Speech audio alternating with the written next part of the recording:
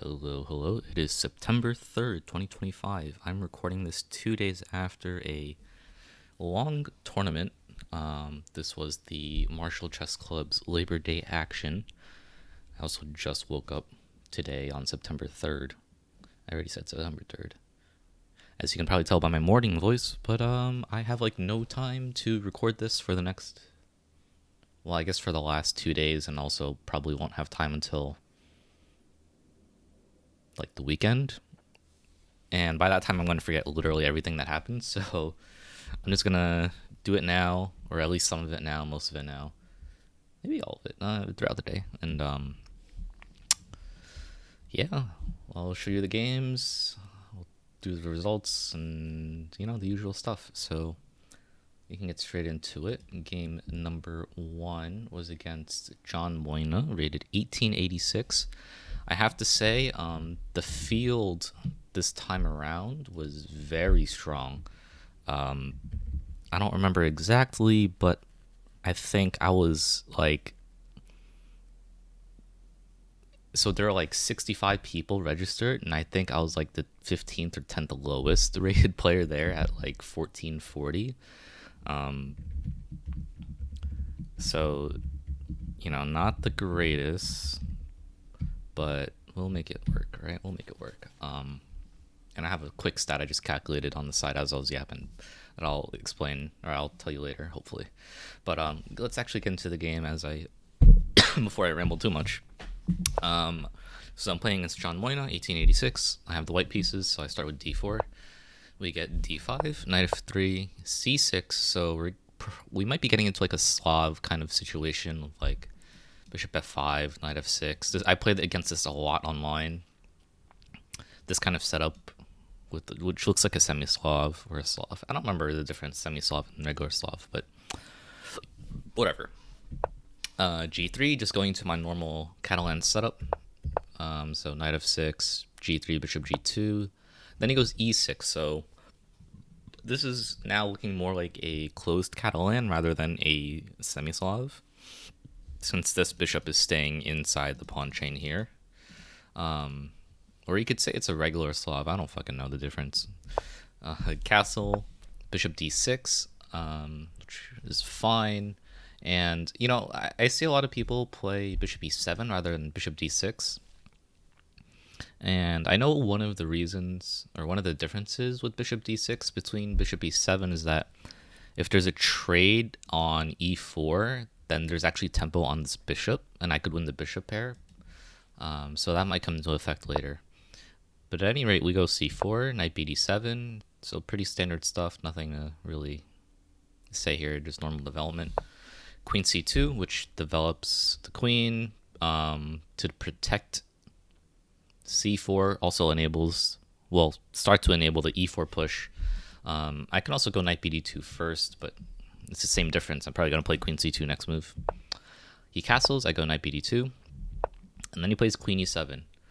I wasn't really sure what he was getting at with queen e7. I mean, it's not like a dark squared bishop that he's trying to trade off here. Maybe he's like trying to prepare e5. This thought did come across my mind in the game, so I was like, oh, maybe he's trying to play for e5 later. But at any rate, I can still play e4. That's still part of my plan. That's normal Catalan stuff. So he take back with a knight, and trade, and we go queen e4. He goes knight f6. I'm getting tempo on my queen. And here, I had a kind of a quick thought. Is it better to go queen c2 or queen e2? I wasn't really sure. After the game, I realized which one was better. And if you want to pause for a quick second to think about which one you think is better, feel free to do so now. But the slightly better move was queen e2. I mentioned before that one of Black's ideas is to play e5, and keeping the queen on the e file helps prevent e5, because now I have 3 things controlling this square and Black only has 1, right? And it's a little hard for Black to get more pieces to control e5. He'll have to go knight bd7, blocking this bishop in even more. Queen e7. But then by the time he does that, I can play rook e1, maybe like bishop g5, or even bishop f4, although I don't really want to trade like this. So Yeah, I should have played queen e2.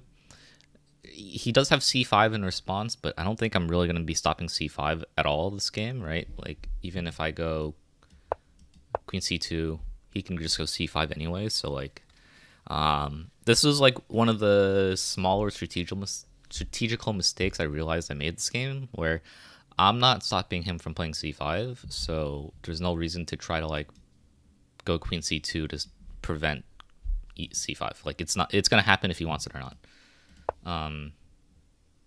If he really wants it, he'll get it. So I should have played queen e2, but maybe it's a little pedantic. Rook d8. I played rook d1 in response. This pawn is a little loose, right? My knight's tied down. If my knight's tied down, this bishop can't do anything. So rook d1. Bishop d7. I didn't think much of this. And then I played bishop g5. He plays h6, kicking me out. And like in this position, I didn't know where I wanted to put my dark squared bishop. And this is a common problem that I always have in the Catalan. I don't know where to put this bishop. Now, in some variations, it goes to f4 to gain a tempo on, like, let's say if the queen was on c7 in, like, another kind of Slav position. But otherwise, this bishop kind of just exists, and I don't really know what to do with it. But one of my ideas was to trade and then go h3. So what I wanted to do was reroute this knight to g5, or sorry, g4, to gain tempo here, and also, like, subtly threaten potential sacrifice ideas. I couldn't remember in what situation this is a decent idea, but it turns out that this was not one of them. What I really should have done was like play against e5, right? Because now he has two things preparing e5 even after this trade of dark squared bishop for knight. I should be not allowing him to play e5 because that's gonna also liberate his light squared bishop. So like, instead of h3, it should have played like queen e2, maybe rook e1. And I think that's what the computer said. I looked at it briefly with the computer after the game. I think computer said rook e1 was the way to go, and like maybe queen e2 makes a lot of sense as well. And then I can bring this rook to d1 to defend the d4 pawn. So h3 with the idea of knight h2, knight g4, not a good one. He goes rook a c8. I go knight h2, trying to follow through my plan. But the problem is, well, I guess it was a problem since the last move. He gets to play e5 now. And this is a really good move for him and really bad for me because, I mean, I'm going to take, right? Like, there's no way I let him push. Not that he's going to, but I don't want to let him push and try to support this. So after takes, bishop takes. So now there's a second problem, which is my pawn is hanging, and I can't move it because it's pinned to my rook. So I went rook b1, logically trying to get out of the way and protect the pawn, but then he has bishop f5, which I didn't really consider at all.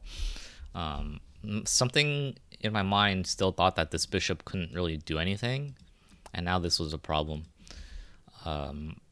So here, what I should have done, and my opponent pointed out in the game, like, you should have went bishop g4, and he's right, but then I'm losing this pawn. Yeah, I'm just losing the pawn. Right, so I was like, oh, I don't want to lose the pawn. So then I started thinking, can I counterattack? And I was like, well, yeah, I can go knight g4, and then maybe we'll trade queens and trade rooks, and it should be okay. Maybe that's fine. But I went back to bishop b4. I'm like, well, no, I don't want to play bishop b4 because I lose the pawn, and now this is very annoying. And if I go back, we're going to trade, and, black is doing much better here because my knight does not do anything on this square. I mean, arguably, I can go knight g4 here, and I can, like, at least win back the bishop pair, or the bishop.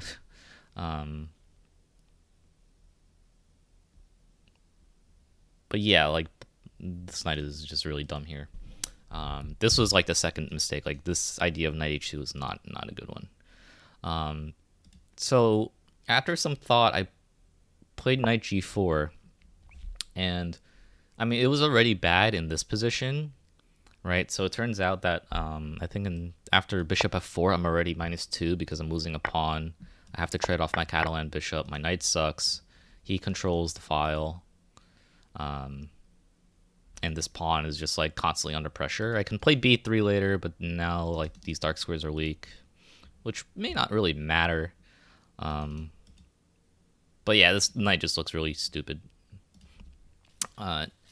So I play knight g4. He takes my queen. I take back with check, but I misevaluated this line because after he takes and I trade, like I'm not capturing a piece back for my knight, which somehow went over my head when I was playing. I thought this was equal, but no, I'm completely just down a piece.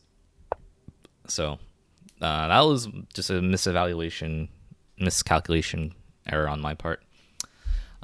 So I played rook c1, bishop g6, b3, getting the pawn out of the way.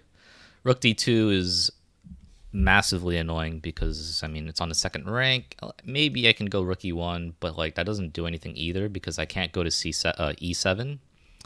I guess I can like try to go like here, check, and then go back this way, but he'll go here, and it's just like I'm gonna spend a million tempo trying to chase pawns when he can also just really easily defend with something like bishop d4.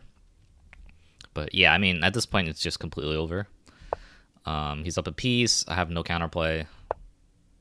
So yeah, a3, bishop d4, rook e1, because I didn't want to go rook f1 and just like if I play rook f1, I might as well resign because I'm not doing anything. Also because I saw bishop d3 is coming and I'm gonna have to go back anyway. Well, not there, but I'll have to do something like this. And I mean, what to do here, right? I played rook e1 because I didn't want to allow bishop d3, but then I allowed bishop f2, and I resigned in this position. I mean, what to do, right? Is this mate? Technically no, but it may as well be. Yeah, so pretty, like, not the greatest game. A slight inaccuracy with queen c2, but the bigger problem was, I mean, this trade was also questionable, but this reroute was just not it, right? I needed to stop e5. Should have went rook e1, queen e2. But yeah, I just didn't remember. I don't know if I've seen this idea before or not. Or like, I don't know if I just forgot that bishop d6 can support e5. But I think I'm just too used to playing for the c5 break in the Caro-Kann, because in the Caro-Kann you get a similar pawn structure sometimes. So, oh well. Not too big a deal. We lose the first round. Again, my opponent was rated 1886, so much stronger than me. I mean, I definitely had a fine position out of the opening. I just completely misplayed that middle game. But we can go to round 2. I'm playing against Fav. I don't know how to pronounce his name properly, so I apologize in advance. But I don't know if it's pronounced just straight favor or favor. Favor Idemudia. I'm really sorry. I don't know how to pronounce that properly. But he was rated 1792. He has white pieces, and he starts with e4. And against e4, I play c6. Okay, we go into a normal Caro-Kann. He plays e5. Fine. Bishop f5. Guess what my opponent played on this move? Fucking h4. Why does everyone play the fucking tall, man? God. I don't know if he probably noticed, but when he played h4, I was just like, oh my fucking god, are you serious? Like, someone's playing the tall again? Like, play the bayonet or something else, man. Come on. I don't want to play the tall. But alright, we'll play the tall. So h5. Bishop d3. I think most people go knight f3 first.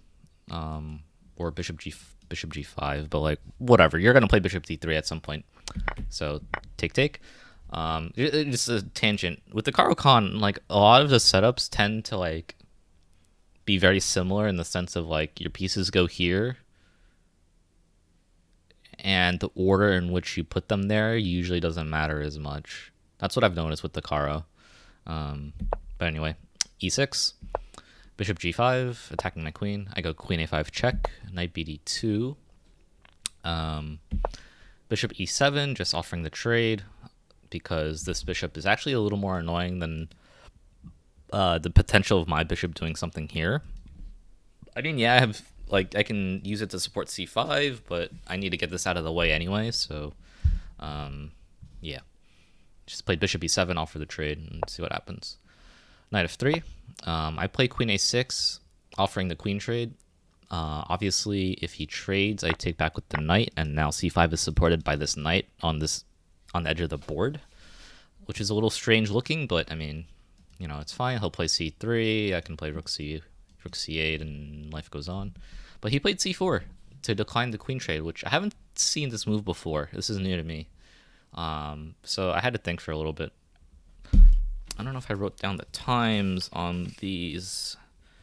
I was moving relatively quickly here, so after I played my next move, which was bishop takes g5, we both have about 22 minutes. So I took on g5 just to help myself develop. Again, I'm also cramped on space, so trading off pieces is actually kind of nice to get rid of his active ones. He takes back the knight, obviously. I go knight e7 just to give myself the option to castle. But I'm not going to castle yet because that just blunders mate. But I just want to leave the option open. Yeah, I could have gone knight d7 first. Same difference. He goes f3, which I was really confused by. I wasn't really sure what he was going for with this. G4, maybe. But I felt like with G4, or I can play against the potential G4 with the move knight G6, right? So if I go knight G6, G4, I was thinking take, right? And now we can do some tension here. If he castles, I can play still just knight D7. If he tries to go here, I guess that would be a problem.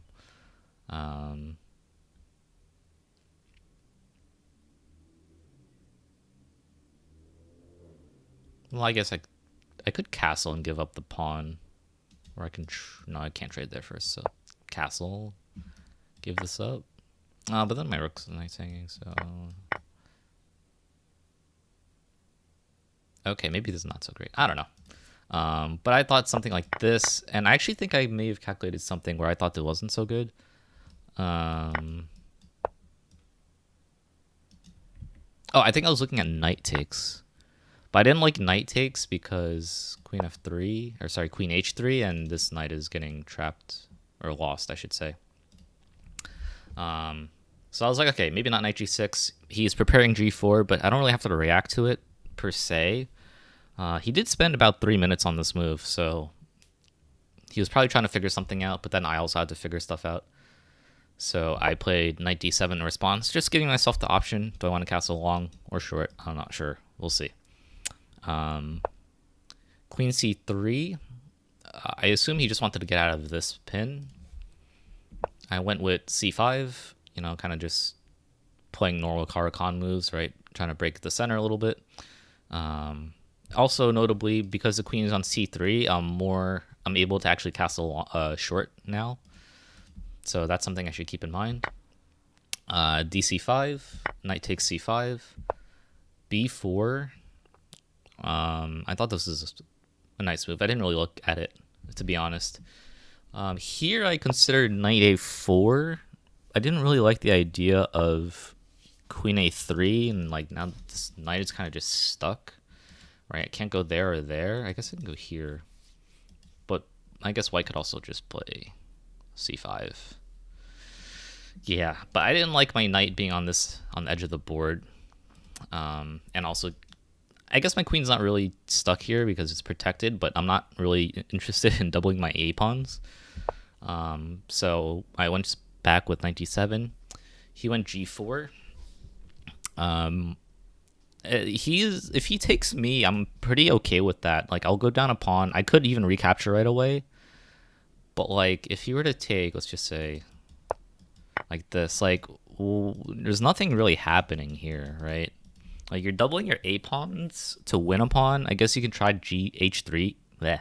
You can try H6 later, but I can just take. I was like, I don't see the problem here. So he went G4. I played D takes C4, which I thought was fine, but then I realized that no, this is actually not a good move because, well, one, I'm opening up a file, right, and I'm not castled. I guess neither is he, but it's a little scarier for me to castle this way because his pawns are coming down. For him, if he castles, he can run up to like there or here, or here, and he's pretty safe. But another reason this wasn't a good move was after knight c4, now he has knight d6, which is a really annoying outpost in my position. So in response to that, I played a mildly strange move, king f8. So I didn't want to castle because now this makes a little more sense to take on g5, because now you're actually threatening h6, and like, yeah, I can go knight f5 to protect it, but now he'll go knight e3 and trade this off, and I can't really get some other defense for that square. F6 is just no. Well, maybe F6 looks wrong. F6 looks pretty wrong here. Something like this. And like you can try to bring your rooks over and something like that. But yeah, castling gh5 and now h6 actually looks a little annoying. And then however I resolve it, he has another h6 move. So I was like, let's not castle. Let's just get out of the way of this.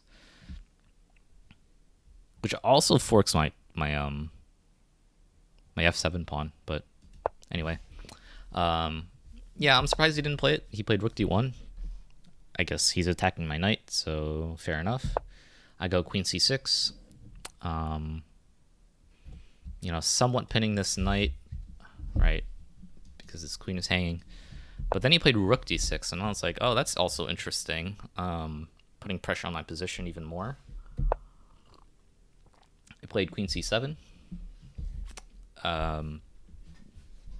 Getting out of the way. Obviously, I can't go there. So queen d4 was next. So again, he's putting pressure on my knight on d7. And I thought I had a clever move here with knight d5. The idea being I'm intercepting this like connection here.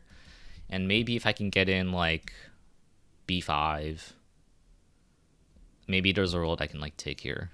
Like that was an idea. I was like, oh, maybe I can take here and like somehow tactically win the rook. So that's what was going through my head. He played rook takes e6, which I didn't see, and actually does work out. I can't take here because I get forked. So I was like, okay, rook e6 is a good move. Okay, fair enough. So I was like, okay, well, my knight's hanging. And where can I move it? So I played knight b4. Knight b4, I mean, so we're trading pawns. Your rook is still hanging. I'm threatening a fork on c2. So logically, you want to move your queen. Now, my opponent played queen f4. And pause the video here to find the move that wins for black. Obviously, I'm getting threatened with a checkmate. And I can't take the rook. So the move here, which I played, is knight d3. Not seeing the other fork on the queen and the king. And here my opponent resigned. Because once the queen... I mean, obviously you're down a queen first and foremost, right? Like, you're down a queen. Once you're down a queen... Okay, so let's not go there. Let's go here. This is hanging. This is hanging. Like, you're down like 12 points of material at this point already. So he just missed this move. And I'm just going to win the whole house and win the game afterwards. So, pretty hard-fought game. I was under a lot of pressure the entire game. And then he just made one mistake and lost. But that's just how the cookie crumbles sometimes. So I am 1 out of 2. I'm blowing through this pretty quickly, I must say. But hopefully that's okay with you guys, because I got 4 more rounds to go through. We're moving into round 3. I am playing against... Let me make sure I update my title, or this text. Farirai. Again, I'm really sorry if I mispronounce these names. I just don't know how to speak English, I guess. Farirai Gumbe? I'm sorry. I'm really sorry. I don't know how to pronounce it. But he's rated 1877. Very strong player. So I get white pieces. So again, I'm going to go into my Catalan. I'm just going to skip ahead. He goes into mainline Catalan with this like QGD setup. Castle, queen, c4. So now we're in like a pure mainline Catalan. He goes for a closed Catalan with c6. I go knight bd2. Again, I can go queen c2 first, but whatever.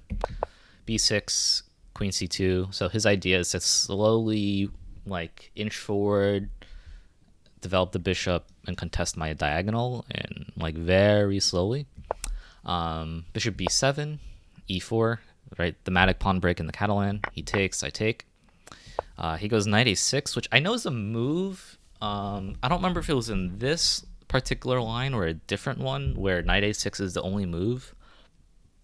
I think it is, but no, I think it's a Queen's Indian setup where the pawn is still back here on c7. I think.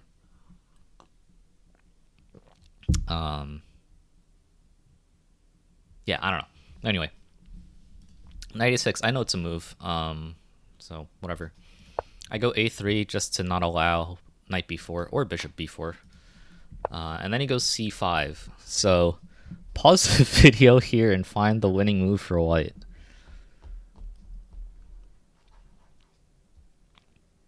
All right, so the winning move for white is knight takes f6, which on the surface doesn't look, from this, in this position, I just spoiled the game a little bit. From this position, it doesn't look like there's a tactic here, but white is +3 here because of a tactic. So I'll show you the tactic, which I saw after I played the move I just spoiled. And anyway, knight takes f6. So the reason that this is all going to work is because you're abusing the fact that this bishop is not protected. So knight takes f6, bishop takes, or g takes, but probably bishop takes. And now the move that opens up the attack on the bishop while creating a second threat is knight g5. So again, opening up this attack on the bishop, threatening checkmate as well. That's the key. And I'm pretty sure I've seen this idea before in a video, but I just didn't remember it, which I'm really mad about because I could have had a completely winning position on move 12 against this guy that's rated 1877. So the idea is that if you take here, it's mate. If you take here, I can take here. And now your rook's under attack and your knight's under attack. Right? So I have danger levels. If you take here, I can still take here first and figure something out with that. If you go rook b8 to save your rook, I can take here attacking your queen. And wherever the queen moves, let's say, I don't know, here? Well, no, not there. You fucking... Jesus. I don't know. Let's just say here, then I'll take your rook. I'll take your knight. And now I'm just up 2 pieces. So, yeah, just after c5, just knight f6. And I'm winning. But I didn't play that. I played dc5. Now I'm losing. Do you see why I'm losing? I didn't. Just take the bishop. Just take the knight. Just take the knight. Free knight. I blundered a piece on move 12. Yeah, so I wondered a piece on move 12. We both had 21 minutes.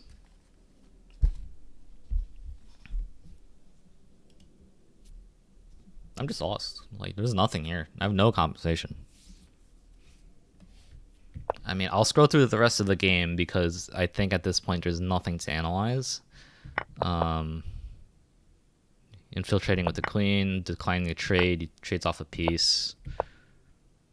I'm trying to get something going. Like, my last hope in this game was to somehow use this 3-on-2 majority to create a pass pawn. Maybe he'll like mess something up and realize he needs to sack a piece, and then I can come back. But queen f5, bishop g2, knight d3 attacks my queen, queen f3. Now he's gonna trade here.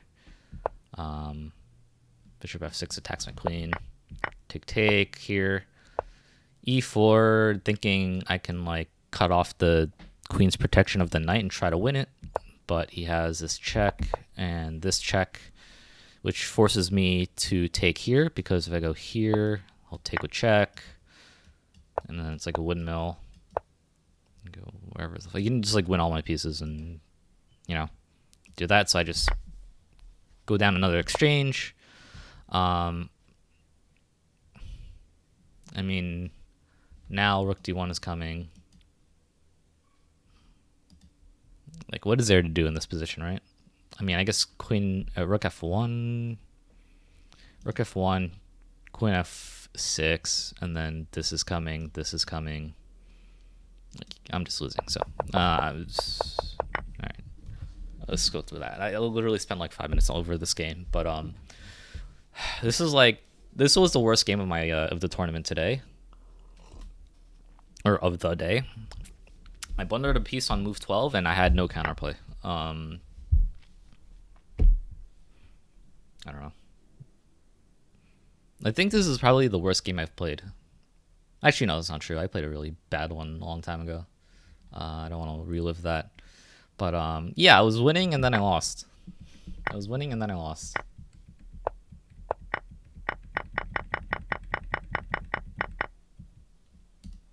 Very upset about that. But let's just move on. So after round 3, there was a small break. I think at this point, so right, chess. So at this point, I think my last round ended around like 215, 230-ish. I think closer to 215. Round 4 was scheduled to start at 3 o'clock, so there was like a small little reprieve before getting into the next 3 rounds. So I went to grab some food, came back, and I was paired up against Ryan Chen, rated 1665. I have the black pieces, so I've had white, black, pretty fair. Whatever. So he's rated 1665. I think I said that. And he goes e4. Everyone plays e4 here, and it's very annoying because I want to play d4 and get some over the board practice on d4. But anyway, he goes knight c3, so I'm like, okay, this could be an exchange. This could be a classical if he goes d4. But then he plays knight f3, so he plays the 2 knights.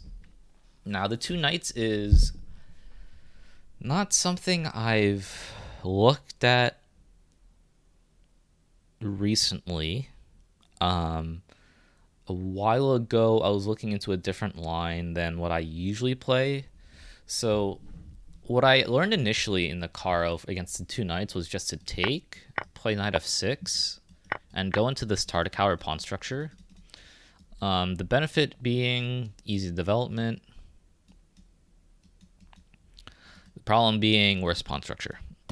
And I didn't really like the worse pawn structure, to be honest. The thing is that white has a 4-on-3 right here. And it's hard to really mobilize this 4-on-3 because everything's on the same 3 files.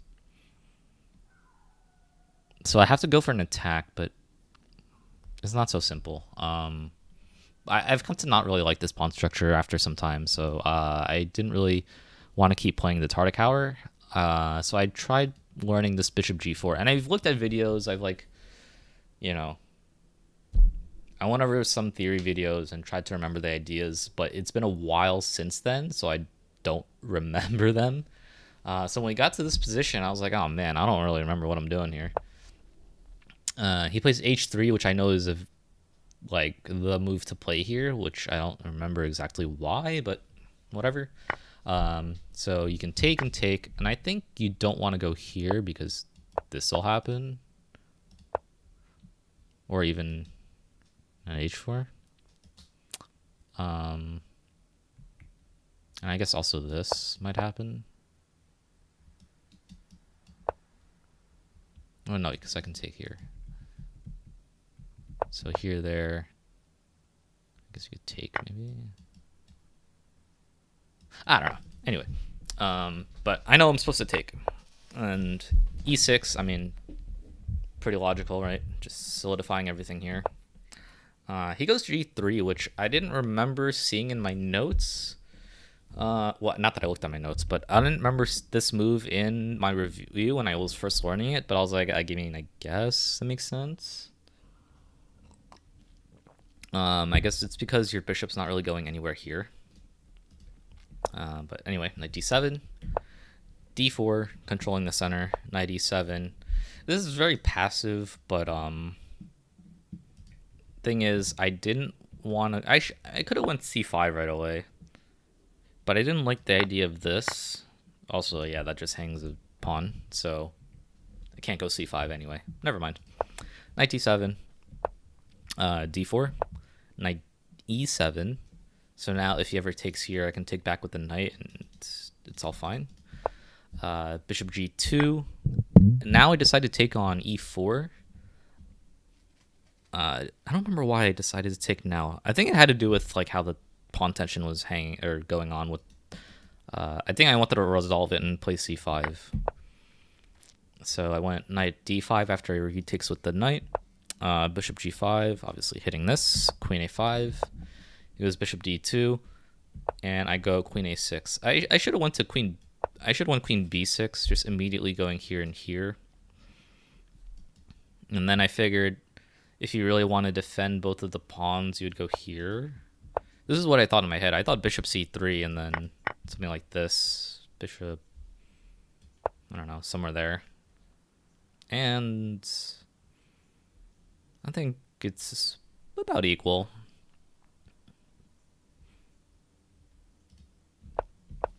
But after queen a6, he played bishop f1, which, fair enough, right? I'm getting his bishop off of this diagonal, which I guess is not even that problematic for me. But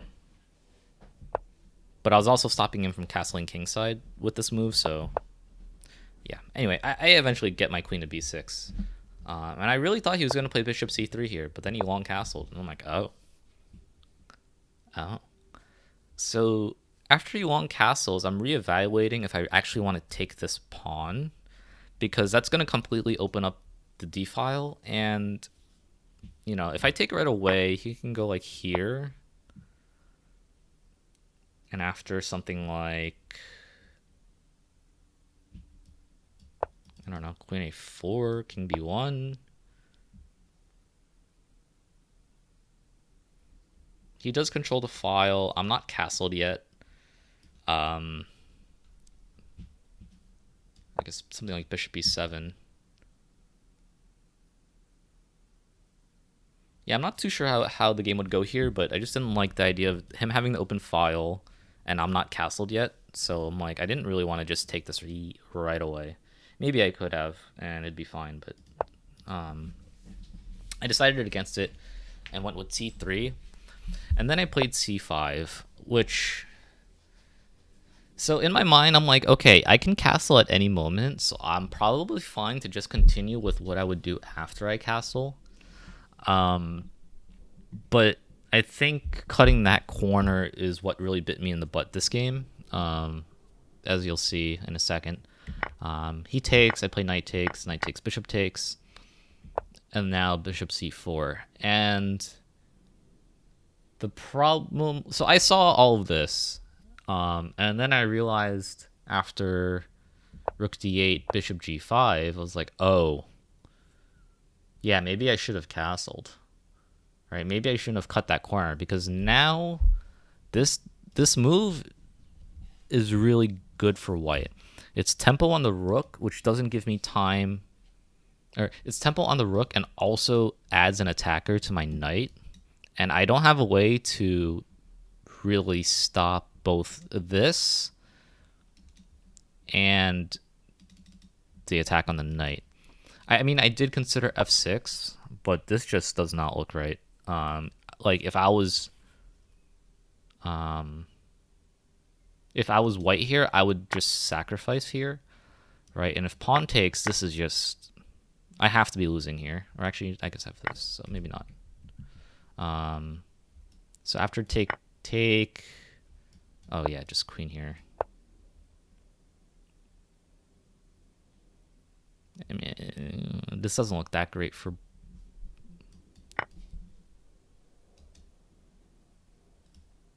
Yeah, I mean, this doesn't look very good. Right. If I go knight takes, I get stuck in the middle. You can like threaten this, threaten that, or sorry, this, something. I don't know. I didn't believe in f6. Maybe it would have worked out, but I ended up just going rook d7.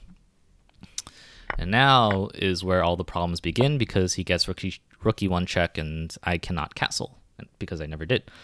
So yeah, I shouldn't have cut that corner of not castling either way, which was like somewhere back here, right? Right, because I thought I could just castle and be fine, but no. Rook e1, king f8, and now it's like, okay, I'll equalize if I can somehow get my king off of the back rank and bring my rook in. So we'll see if I can do that. Queen e2, threatening queen e8 mate. I block with queen e6. He goes queen f3. Now he's attacking my queen. Queen c6, getting out of the way. Queen f4. I don't remember what he was doing with queen f4. Oh, I think he wanted queen b8. So I blocked with bishop d6. Queen f5. I didn't see the threat here, so I was like, okay, maybe I have time to like get my king off the back rank. So I went f6.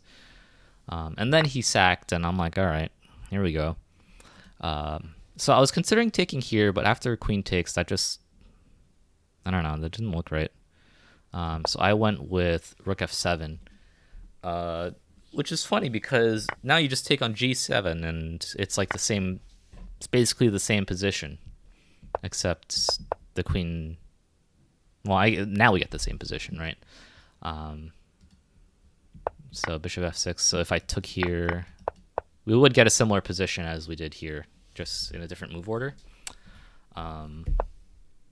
So here I actually took some time to figure out, like, do I want to go rook g7 or do I want to go king g8? Pause here if you want to think about that for a second, as I need to pause.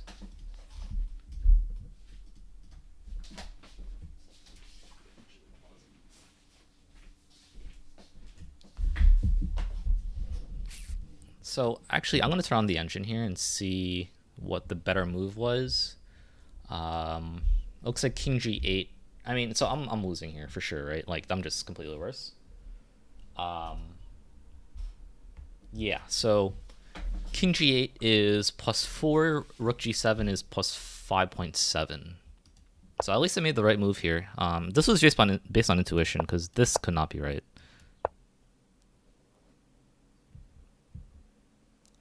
Oh, so that check is not even correct, so it's just this. All right, well, anyway. So I played king g8. Now he plays rook e6. Let me turn the engine off, sorry. And here, yeah, so I did end up playing the best move, but I'm still lost. Basically, there's like no way to defend this bishop in a good way. Like, if I go here, I mean, I'm getting checked all over the place again.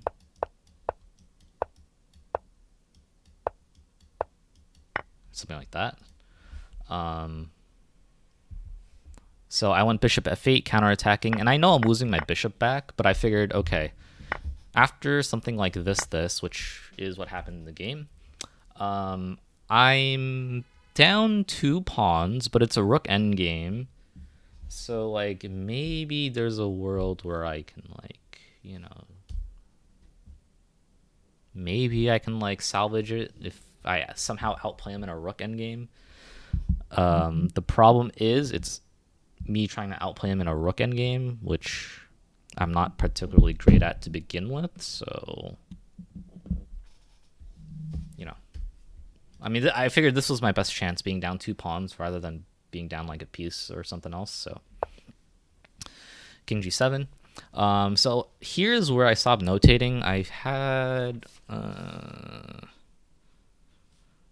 so back when I played bishop f8, I had 3 minutes. So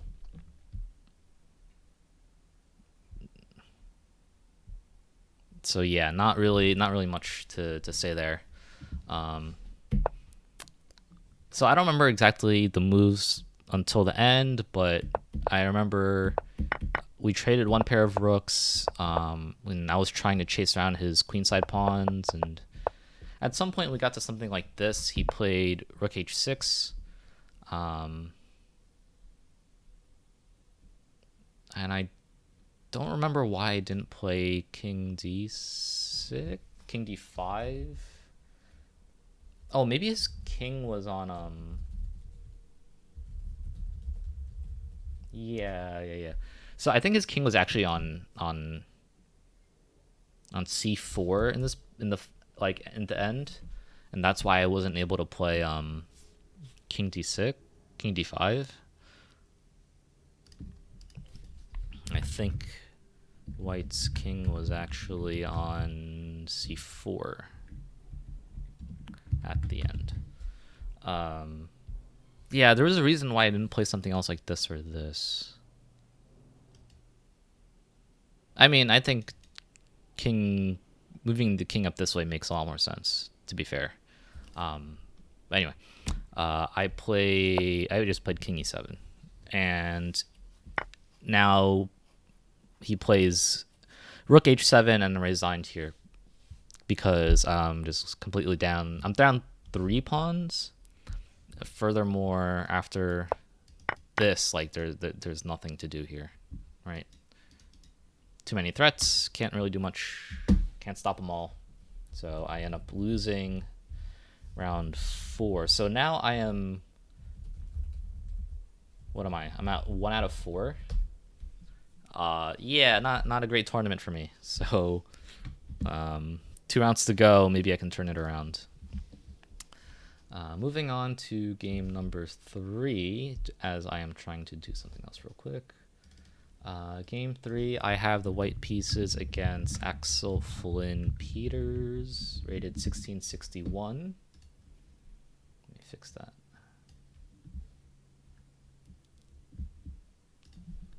Alrighty, so going into round number 5, I have the white pieces. So I'm sure they paired it this way, but I got white, black, white, black, white.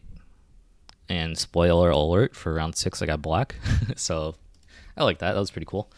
d4, d5, knight f3, knight f6, g3. All right, so we have bishop f5 and then c6 against my pseudo-Catalan. So this is basically a Slav. I was kind of mentioning this before.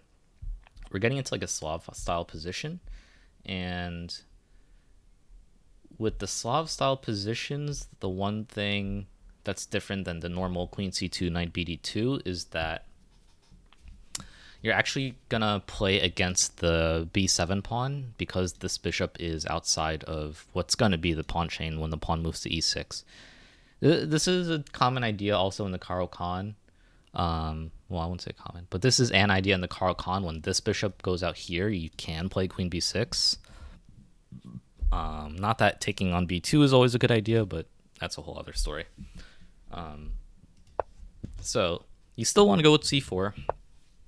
My opponent goes e6, completing his little triangle, keeping the pawn outside the pawn chain. I go knight c3. And you want to go knight c3 first. There's a there's a subtle idea somewhere here that I can't remember off the top of my head, but I know there's an idea there somewhere. So you want your knight on c3. He goes knight bd7, and the thematic move queen b3, pressuring this pawn on b7.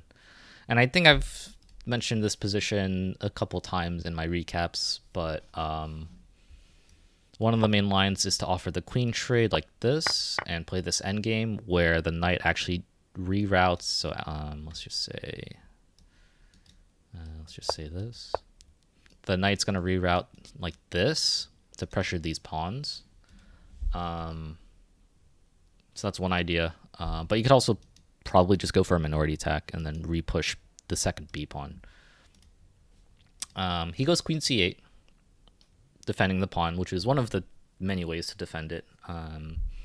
Arguably the second best one, I think. I'm not sure. I think queen b6 is better, but anyway.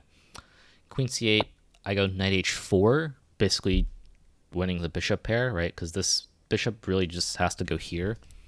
If it goes to e4, I take, and obviously these three squares are covered.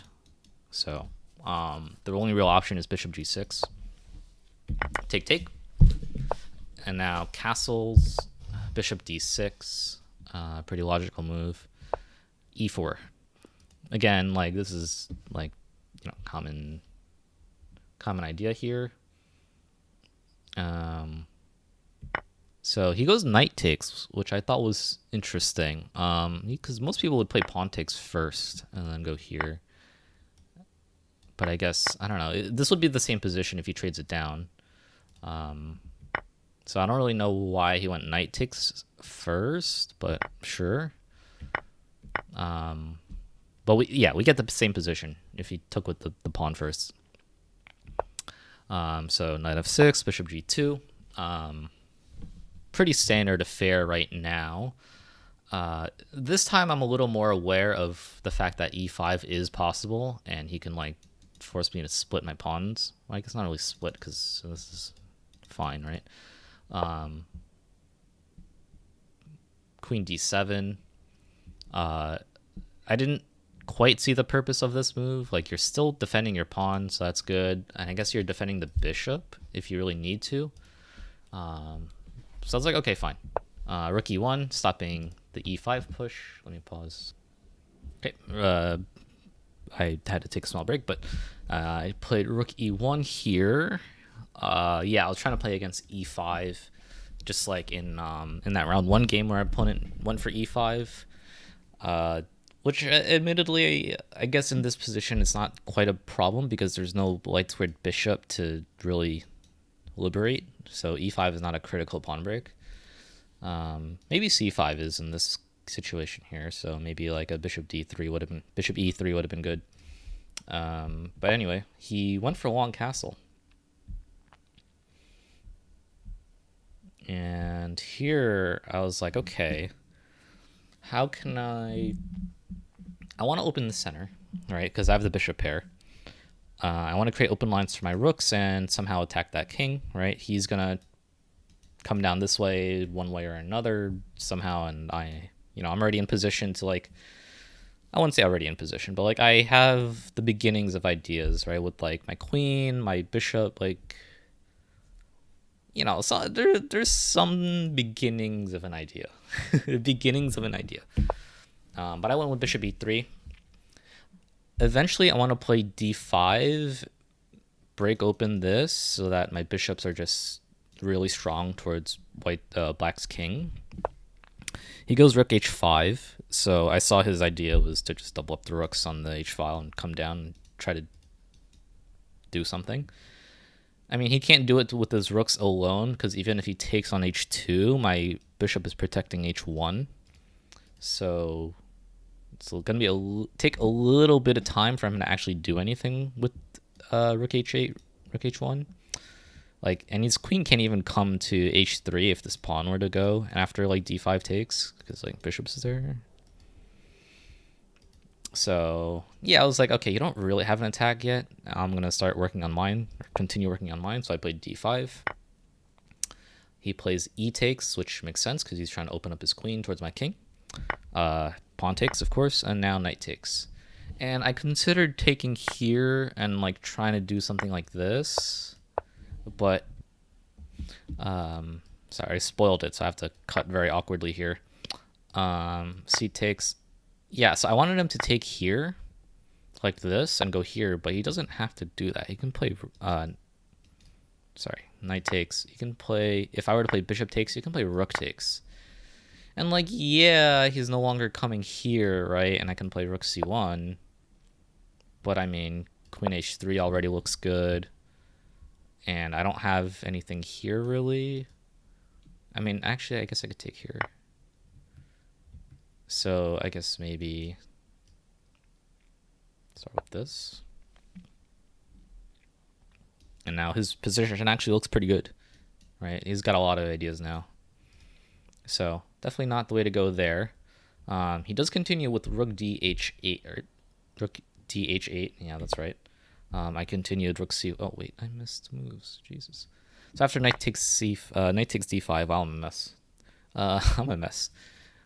I took the pawn in a7. Now, in opposite side castling, generally speaking, pawns are less important. And sometimes you're actually okay with giving up certain pawns to open up files for your rooks to help with kingside attacks. Now, me taking this pawn is a pawn that's protecting his king, so that's a good thing. Furthermore, it's also cutting off this square for black's king to, try to escape. So I'm cutting off his escape towards the A file in case I really need it. And I mean, this bishop wasn't really doing much else anyway, like besides pointing here. So I kind of like got the best of this bishop as I could. So it's going to depend on the rest of my pieces to really attack. Now for black, I mean, as I showed already, rook dh8, rook ac1. I have a lot of pressure on his position, right? I'm threatening to take here because, let's see, random move. Take. I can actually take here now because the pawn is pinned. Give me 1 second. Okay, so rook ac1. I'm just trying to find vague ideas around taking here and abusing this pawn that's pinned, and it's really nice because you can't go this way. If you go this way, I can maybe go here or something. He plays bishop b8, and I think here he took a really long thing. He took a bishop b8. Yeah, he took almost 8 minutes to think about this move. And the funny thing is, after bishop b8, so I also took a small, not as long, but I took a bit of a thing, like 3 minutes. And I was like, I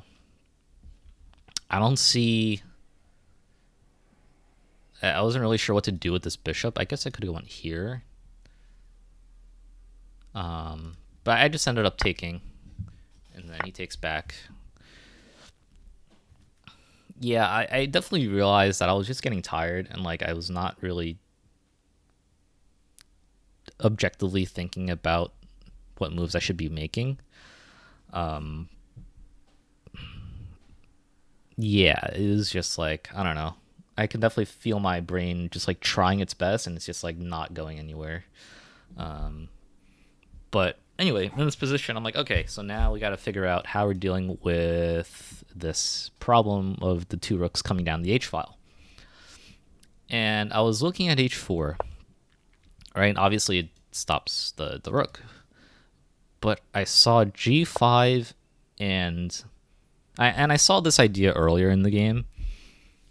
I looked at it and I was just like, this can't be right. And I discarded it after G5. I saw H4, G5, and I was like, no. But when we got to this position here, I was like, okay, what am I gonna play if I'm not playing H4, right? Like, what am I doing about this? And the problem is, like, I don't have any real active plans here. right? I should not take this, because if I trade off my bishop, I'm not defending this h1 square. So now rook h2 is a big problem because,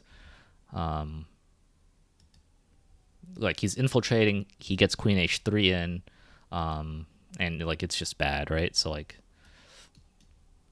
let's just say take, or let me make a random move here, take, and I kind of have to just go king f1, right? If I don't go king f1, what am I doing, right? Like, I don't know, if I like take a random pawn, now he gets queen h3 and I'm getting mated. So like king f1 here, there, here. I don't know. This looks dicey.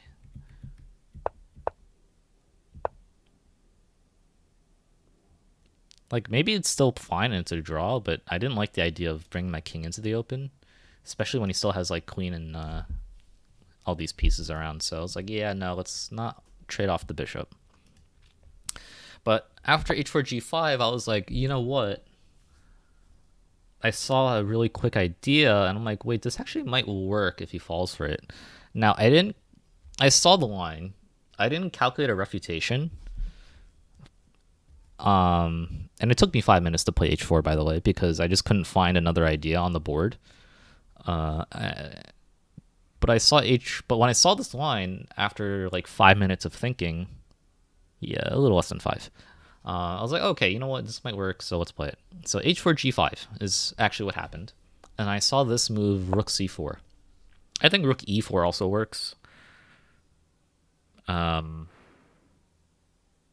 think the idea would be the same, but he might have like some f5 instead, so maybe not. But then I guess I can go rook e6. Anyway, I played rook c4, and this was like a bit of a trap. Now, without looking too hard, intuitively you want to play as black g takes h4, which he did, right? This just makes so much sense, right? Because you're like, okay, well, if pawn takes, right, now I have the open g file, I can play g5, I can come down here, I can go here, blah blah blah blah, right? That makes a lot of sense. He played, so after gh4 I played rook h4, right? I'm like, yeah, let's trade rooks. It's fine.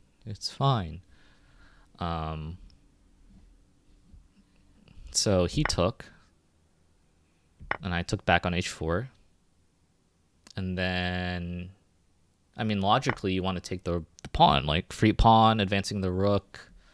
You can start bringing your queen in to really like pressure my king, right? And I have nothing, like I don't have an attack on your king, right? Just straight up, I don't. But find the move here for white that I played. Now, is it a good move? Is it a bad move? Did I blunder a piece? Right, I blundered a piece on move 12 in round 3. No, so the move I played here, which wins, is queen g3 check. Simple fork, right? So I saw this idea back when I played h4, right? He's probably going to play g5, and I can set a small trap with rook c4, because after this exchange, I have a fork. So I was fully expecting rook f4, which actually would blunder, because then I have this, which removes the defender. And now this is pinned. If you take here, I'll take here with check. So he played knight f4, which is the better move. I took his rook, obviously. He went queen d2, trying to get counterplay. He's attacking my rook, attacking the pawn. I went rook e8 check, king a7. And at this point, I probably have like 5 minutes maybe. The last time I wrote down how much time I had was... Oh, sorry. I had a little under 8 minutes. So anyway, rook e4, right? Just threatening the knight. He goes g5, trying to counterattack. He can, and I have to give credit to my opponent. He found a lot of tricky moves that could make me blunder. So for example, if I go out of the way, Oopsies. I guess I have this. If I take here, there's oopsies.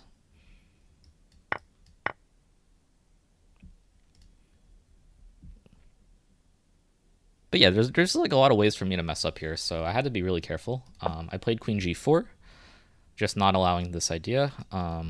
He played f5. Now it looks like I'm getting forked here, but I mean I can take for one.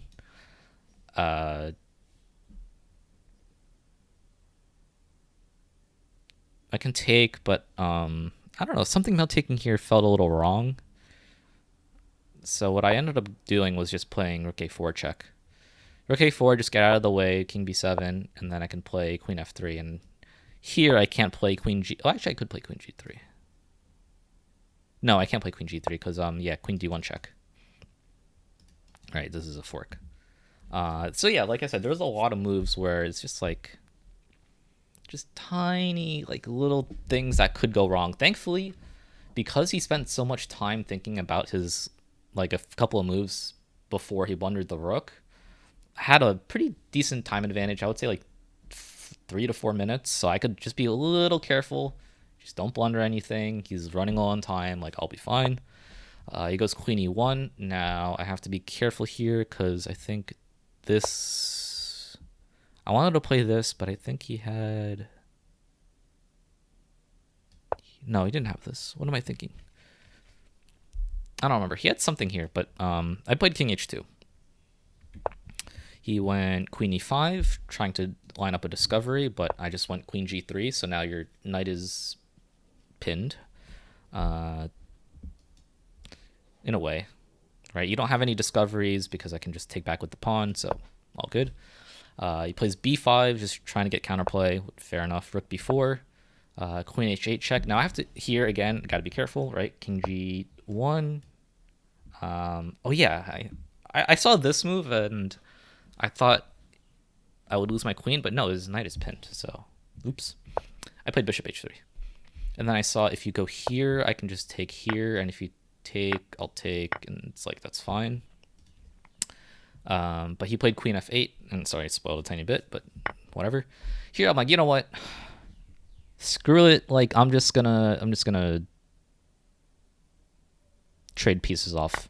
Like, yeah, I'm not up a rook anymore. I'm just up a bishop, but like, you have even less counterplay than you did before. So, so I take back with check, and my notation ends here, so I don't remember exactly what happened here. I don't remember exactly the moves from this position, but I know I took here, and he kept giving me checks, trying to find ways to move forward, but I was also giving checks, trying to just pressure him on time, making sure not to threefold repeat. Eventually we got this trade, and somehow he had like 1 second on the clock, and don't forget there's a 5-second delay before your clock ticks, so he was just moving instantly, and he allowed me to trade queens and somehow win this pawn. I don't remember how he won the pawn exactly, but we got into a position where it's bishop and pawn, and even though my bishop's on the wrong color, I think the actual position had my bishop here protecting the pawn, so I could just like walk away. The final position, I mean, this wasn't the final position, but the position eventually ended up being something like this, where my pawn was protected. I think my bishop was over here actually, and I played something like king d2, king d7, and his king was on f8 so that he couldn't come out this way. So he's forced to go here, I go here, and now I promote. But yeah, eventually I just won this. So it wasn't a clean conversion, but I'll take whatever win I can get. I was already 1 out of 4. So, you know, it was a rough day, and I'm just glad I got a second win on the board, really, more than anything. But yeah, I mean, I just felt like my middle game planning was really weak this time around. I just didn't really have active plans. So, but one more round to go, and against him, or this player, I am playing a rematch against Kenny Ballin. Ballin? I don't know. He's ballin. He's cool. He's a cool guy. Let me see here. So, Battle of the Kennys, yet again. Alrighty, so in the final round of this Labor Day action, I am playing against Kenny Bolin. And this is a rematch. So if you don't remember, I would say like it was 2 months ago I played him. And this was the event where I was running late to round 1, and he was my round 1 opponent. He had the black pieces, I was playing white, and we had this Catalan position where I let him connect his pawns into my position.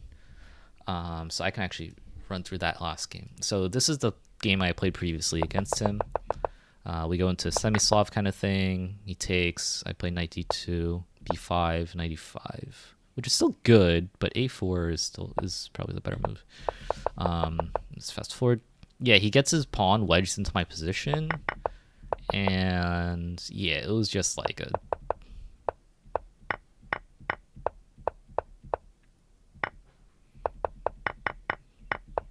I don't know, this was a game and a half. But yeah, I just remember this was like one of the rounds I was just like super late.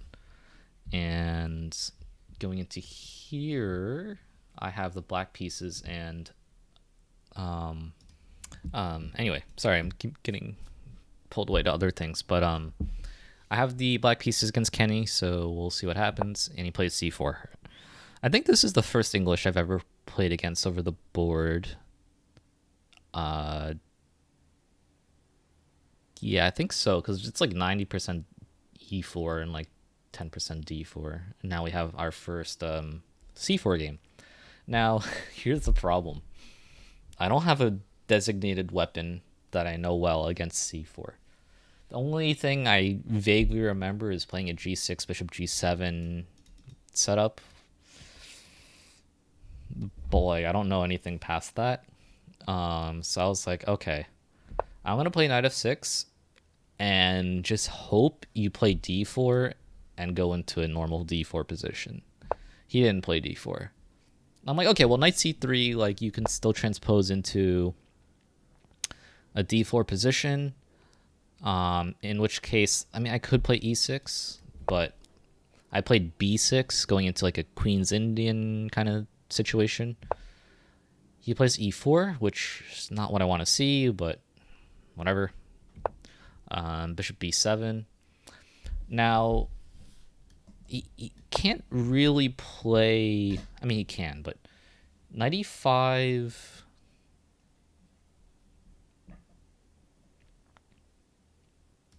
I can play knight e4.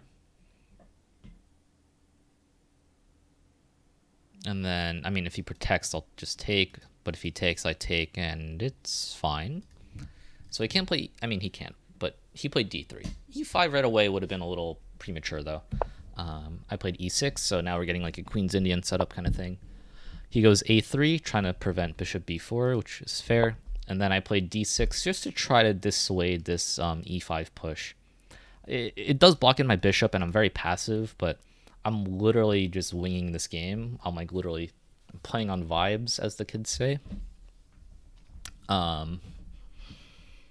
Like, I don't know what I'm doing. I'm just like, fuck it, I'm playing a hippo. I don't know what else to do against the English, so I'm just gonna sit. So g3, bishop e7, bishop g2, knight d7, so very typical hippo-y moves. a6, probably not necessary. I should have just castled. But I didn't want to allow knight b5. But I guess I should have like let him have it first and then go a6, so that I kick him out. Because there's not really another way to add pressure to c5, right? Like, or c7. We actually talked about this game after we played it. Like, we sat in the little backyard outdoor area they had. And he's saying, like, yeah, a6 is probably not useful here. Like, you should probably just castle. You're not really doing anything. Which is fair. So yeah, castle. Now he plays e5. And thankfully, I realized that bishops are seeing each other, but also my knight's hanging, so I take first, he takes on f6, I take the rook, he takes my bishop, and I flirted with the idea very briefly that I would want to take here, but no, he takes here, promotes, or he takes here and yeah. Like here, I kind of have to take this, and now I'm just lost. So let's not do that. Queen e7 and queen f1. So, you know, he's like fianchettoing his queen.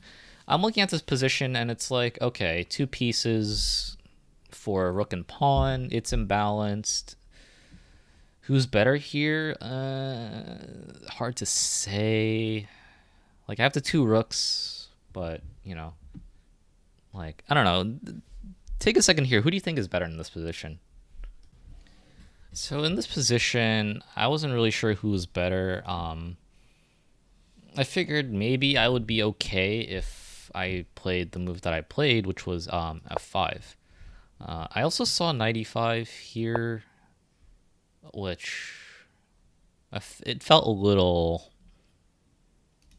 I don't know. It didn't feel terribly great of a move here because you can go like queen here. And I wasn't really sure what this knight is doing. Maybe you can like play b3, d4, kick my knight out, and whatever. So I played f5, which basically just gains space in the center, right? It makes my e-pawn a little weak, but I figured, okay, well, I'm grabbing space, and I'm going to play for e5, so surely it should be fine, right? He goes h4, which I didn't really understand what he was going for in the moment, but I just played knight f6 to improve my knight. And then he played bishop g5. I'm like, oh, okay, fair enough. So I was like, okay, let me get out of the pin. All right, making sure this e-pawn is protected for now. I still want to push e5 and make sure this is protected. So queen e7, queen g2, rook a b8. I just wanted to get out of the way of this line of sight here. In the event that he takes on f6, right? If my rook is still on a8, I can't take here because queen takes. And taking with the pawn feels a little odd. Like I can still play e5, but then this pawn becomes weak, which I guess it would always be weak. But yeah, I just didn't want to allow this like potential tactics with that to be on the board. So I just played rook b8. Basically the idea is like I want to prevent queen b7. I don't know how much of a problem that actually is, but I was like, yeah, let me just keep it protected just in case. He goes rook e1. I play e5 like I wanted to, and I realized that I'm kind of giving him this d5 square. But I figured, okay, well, I can play c6 to kick it out and continue expanding one way or another. d4, h6. So against d4, I was just like, if he pushes, then he's not really going to put his knight there, so it's fine. And he's blocking this, so also fine. If he takes, I take back, and I'm still controlling like decent space on his side of the board, so I was like, okay, that should be all right. So DE, DE, rook D1, queen E6. So rook doesn't really have any infiltration squares, right? Like this is protected. That's obviously protected. Here, I guess, is a square like you could try to work towards. But he plays bishop F6, rook takes, and now knight D5. I'm like, okay, I got to move my rook, got to defend the C7 pawn, so rook F7. And then he plays B3. He actually took a while to play this move, and he told me after the game, he was like, oh, C6 is a problem, right? C6, this is protected, so he'll have to go like knight here, and then I can take there, and suddenly I'm getting some counterplay. So he played B3.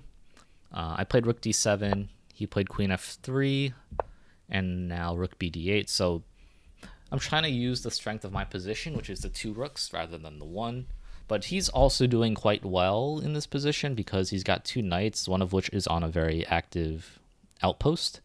Granted, I still have c6, but now that I've played rook d8, I would be hanging this pawn. So maybe instead of rook d8, I should have played c6 right away. Just kick this out of the position. Maybe, I don't know. Well, this is pinned, so... well, I guess you can go here. You have to go there, right? Because the rook... So I could probably trade, go here. Maybe something like b5. I don't know. So maybe rook b d8 wasn't the way to go, but rook e1, I played e4. He played queen f4. And then I played c5. And when we talked about the game afterwards, he said he thought that this was the big mistake, or one of the two big mistakes in the position. Namely because now I'm basically like allowing his d5 knight to really be outposted, right? I no longer have c6 to kick it out. So yeah, now this knight is probably worth the rook that he's down. Well, I guess he's not even down, right? Now the knight is worth the rook, and my position sucks. It's like really bad now. You know, so yeah, c5 was definitely not the idea that I should have went for.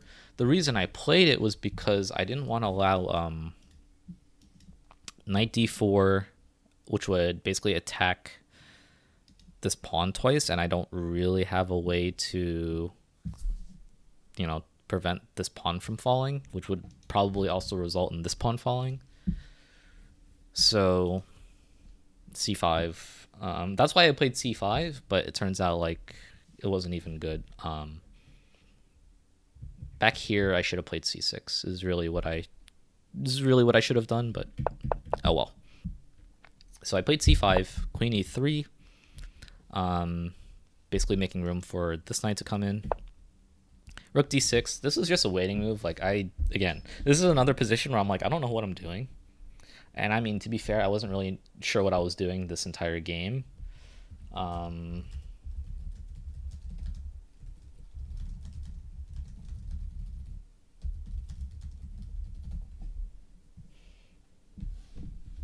So yeah, kind of rough on my part.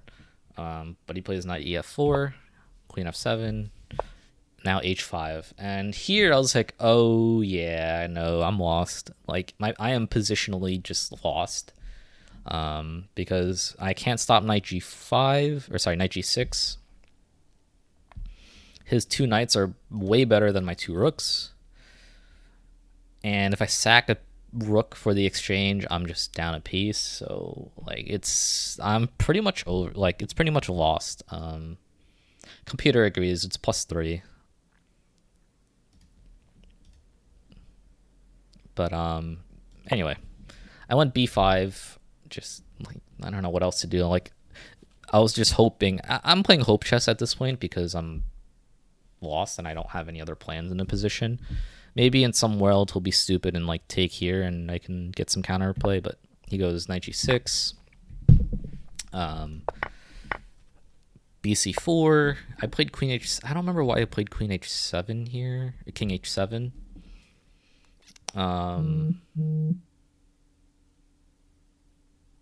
Yeah, I don't remember why I played king h7 here.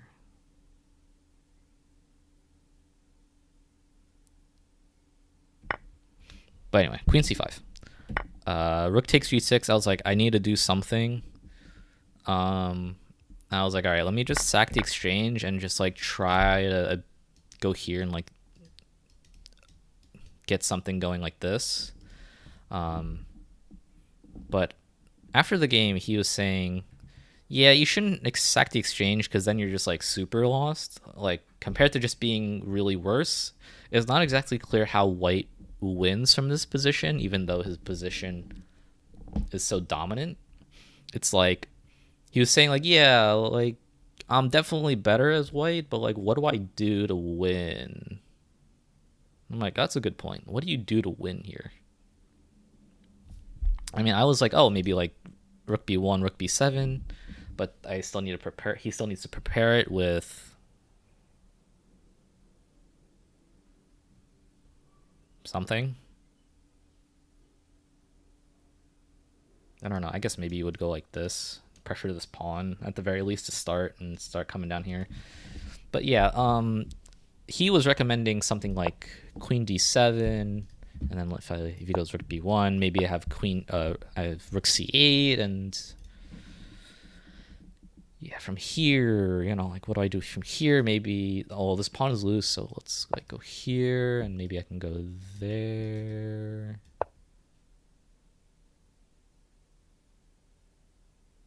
But then isn't this a problem? Yeah, I mean, we got to this position. He was basically saying like you kind of have to like just grovel and like slowly try to get some counterplay that doesn't involve sacking the piece, because once I sack the piece, I'm lost, like completely losing. Not that I wasn't already, but yeah. Anyway, 97. Attacking my queen, I went queen h5 because I'm like, all right, well, my only real chance is like trying to get something like this going. But then he played queen f5, and here I was like, oh wait, that's a check. Oopsies. So I'm basically forced to trade queens here. If I go g6, I mean, same difference, all right? Is it the same difference? No, because this...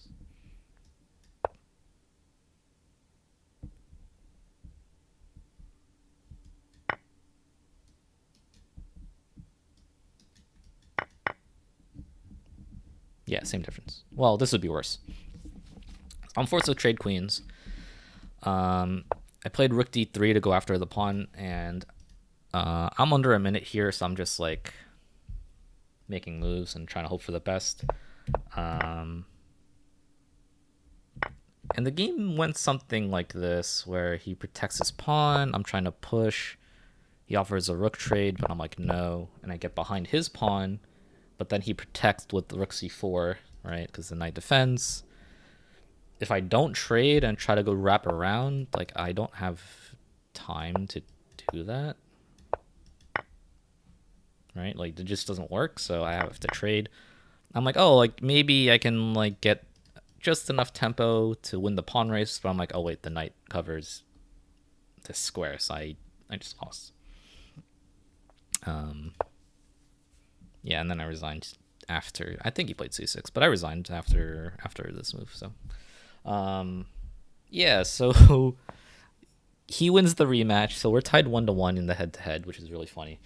I don't know if we'll ever get to play another game together. That would be kind of funny. Just small little competition, like mini competition within the tournament. But we'll see. So let me full screen this. So I end the tournament 2 out of 6, which is not great, to say the least. So yeah, 2 out of 6 was pretty depressing. But for what it's worth, I think I wrote down all the ratings for all of my opponents, right? They're all very highly rated. I did the math while I was recording the intro. The average rating of my opponent was 1768, which is quite strong, right? And whether or not I'm a true 1400 or not is debatable. I think I'm a little stronger than 1400, but maybe not 1700, right? Because I'm still struggling against all these people here.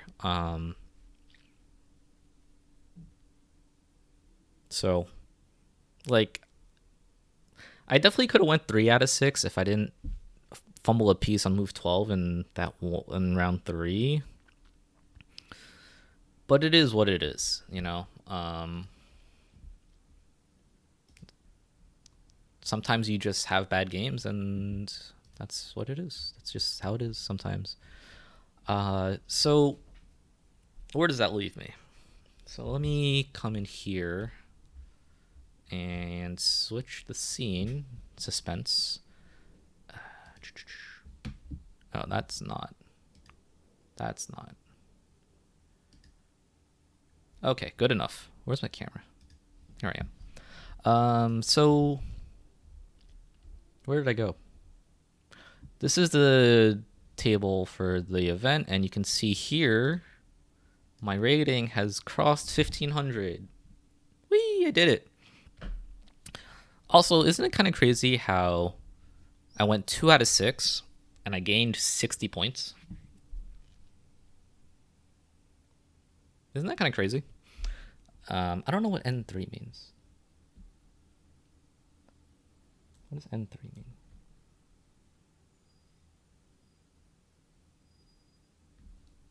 But anyway, so I think the reason I was actually able to somehow miraculously gain 60 points is because I actually don't even have that many games under my belt. So you can see I've played 13 events, and you'll count 1, 2, 3 of them are Blitz. So really I have 10 events, and I've played 30 games, I think. 3, 6, 9, 12, 15, 18, 21, 24, 27, 33. Right, because this one is 6. So I've played 33 games of 25 delay 5, and I've hit 1500. So in my mind, that just means of all of the games I have played already, like I was already of the strength. I just needed to play games to actually like get my rating up there. So in theory, I hit my goal, and I wasn't terribly doubtful that I would hit 1500. And like I kind of knew, like I just need to play the games, and I think I'll just get there over time, you know. That's what happened. Now, can I get to 1700 just playing events? I don't know. Maybe not. I don't think so, but I think to hit 1700, like I think I can do it if I really spend a lot of time to do so.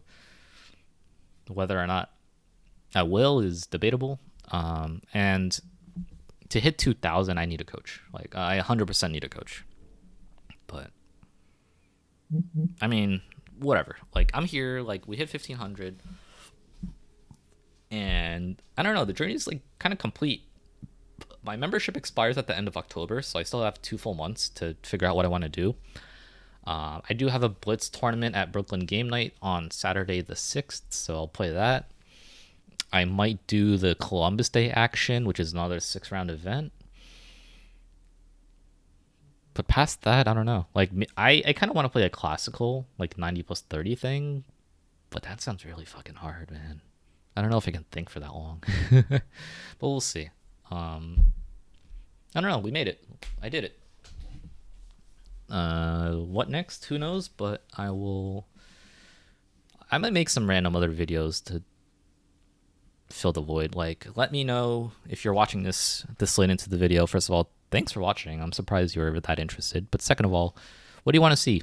Like, do you want my repertoire? Do you want, I don't know, like gameplay video? Like, do I start becoming one of those people that uploads 1 game a day? Let me know. I might make the repertoire videos anyway, like a tournament repertoire and a blitz repertoire, but we'll see. I don't know where to go from here, but I'll figure it out. Next time you see me, I'll have something figured out. So yeah, thanks for watching this little journey. It was a pretty smooth one overall, but I think I was already just capable. I just need to put the games in. So thanks for watching, and I'll see you next time.